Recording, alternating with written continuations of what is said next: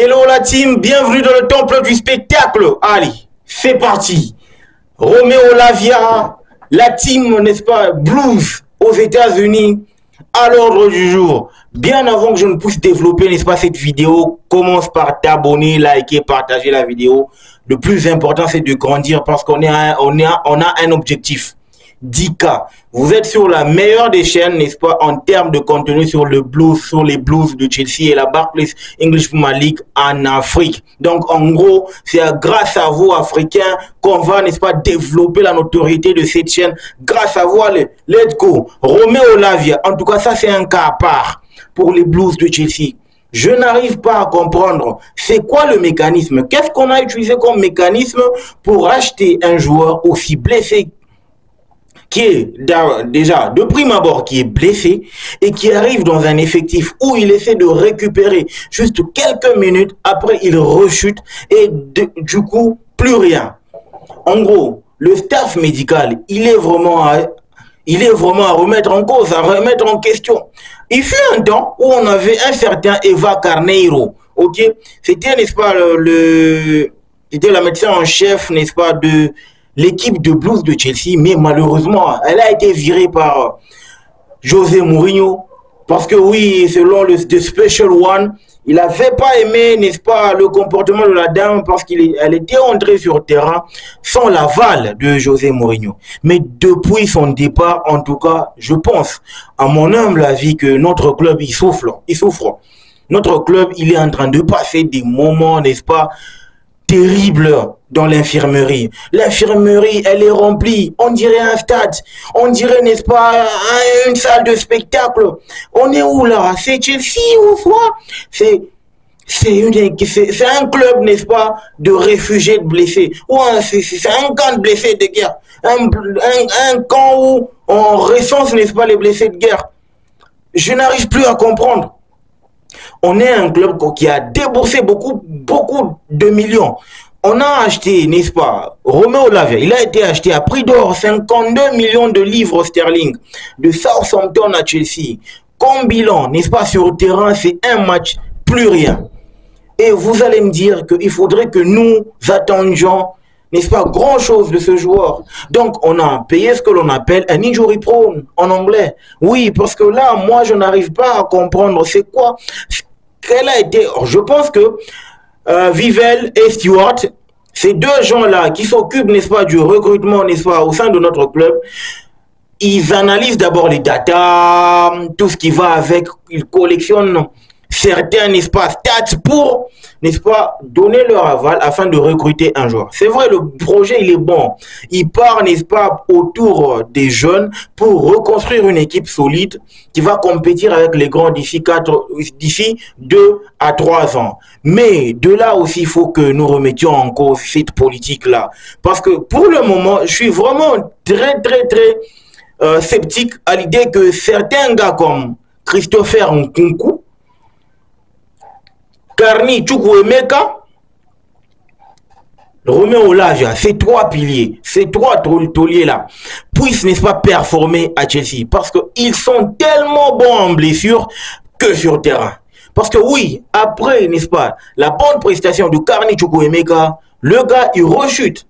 Il rechute avec les Blues de Chelsea. Donc, je pense qu'il y a tellement une inconstance dans, n'est-ce pas, dans les chefs de nos joueurs que c'est complètement différent de ce que nous espérions, de ce que nous attendions, n'est-ce pas, par rapport au rendement. On nous a présenté que Roméo Lavia, c'était le successeur de N'Golo Kanté. Mais N'Golo Kanté, je signale, il arrive à Chelsea avec le vent en poupe, il arrive à Chelsea dans la forme de sa vie.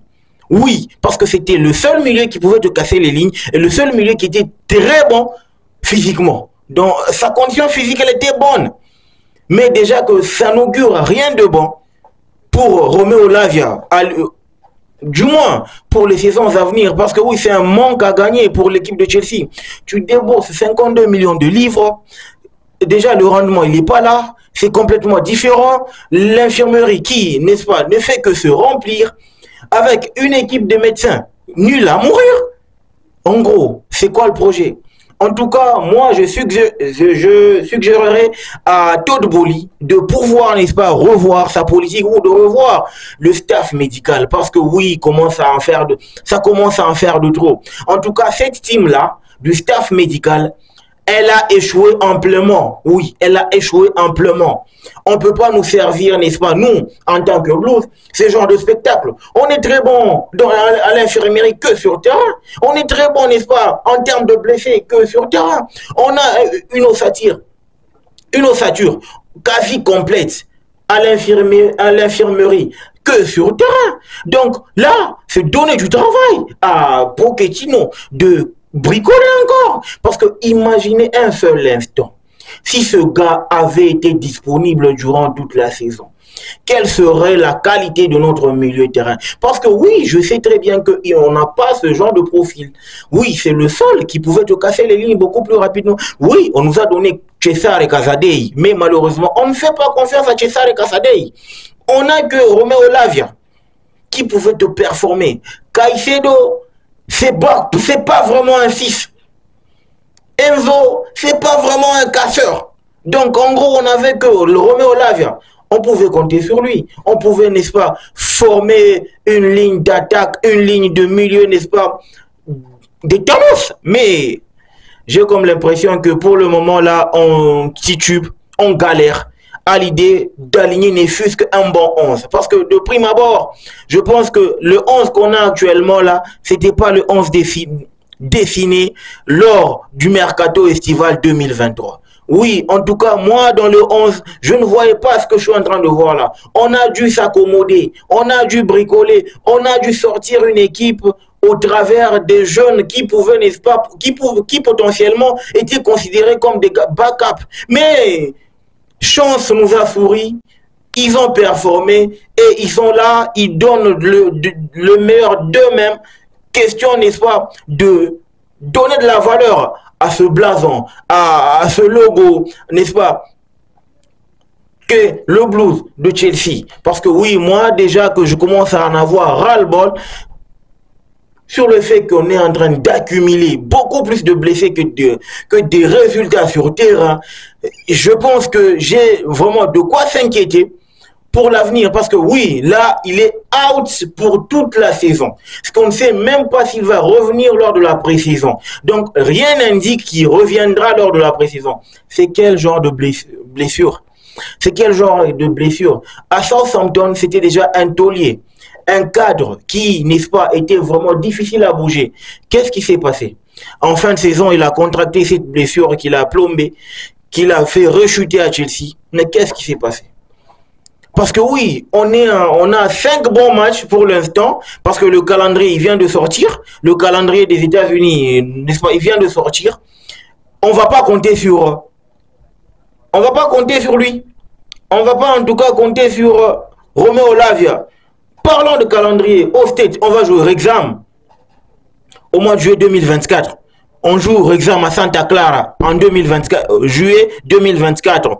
Après, on enchaîne avec le Club América, juillet 31, n'est-ce pas? Après, le 27, on a le Celtic de Glasgow, Notre-Dame Stadium. On aura Manchester City au mois d'août à Columbus. Pour clôturer les débats, le Real de Madrid. Le Real de Madrid, n'est-ce pas, le 6 août, bien avant l'ouverture même de la Barclays English Premier League édition 2024-2025. Donc ça passe, n'est-ce pas, par avoir une très bonne ossature pour, n'est-ce pas, contrecarrer, n'est-ce pas, tous les pépins du début de la saison. Parce que on a toléré 2022, on a toléré 2023, on a toléré 2024, mais ne me dites pas qu'on va revenir dans ce genre de bourbier en 2025. Sinon, il n'y a pas de projet. Sinon, laissez-nous carrément se reposer à la maison. Sinon, laissez-nous carrément jouer à n'importe quel jeu que de supporter ces genres de conneries, n'est-ce pas, sur terrain, que de voir ce genre de bêtises sur terrain, que de voir ce genre de performance sur terrain, parce que déjà, sur le plan, n'est-ce pas, de la performance, n'est-ce pas, collective, on est nul à chier. Sur le plan de la performance, on est nul à mourir. Ce qui est évident, c'est qu'aujourd'hui, Chelsea ne fait plus peur. Chelsea, c'est devenu un club lambda. Chelsea, c'est un nom qui fait plus peur. Pourtant, je me rappelle qu'il y a 3 ans, on était un ogre n'est-ce pas, bâti par Thomas Tuchel. Je ne veux pas rentrer dans la nostalgie, mais je tiens juste à rappeler que à partir du moment où on a cédé notre club à Clear Lake Capital, avec à sa tête Todd Boehly, on ne fait que regresser. C'est vrai, le vieux, il a le souci de nous donner, n'est-ce pas, de redonner une très bonne image, mais ça ne tient pas, ça ne corrobore pas ce que nous on était en train de penser. Oui, parce que là le projet il est bon, sauf que ceux qui sont à la tête, ils sont pas très bons, ils sont pas si bons que ça. On a Dieu que sur Brighton, pourtant il y a des choses de bonne qualité à l'extérieur. On a Dieu que sur un petit club de première ligue, pourtant on est là. Regarde, même le staff médical il appartient à Brighton.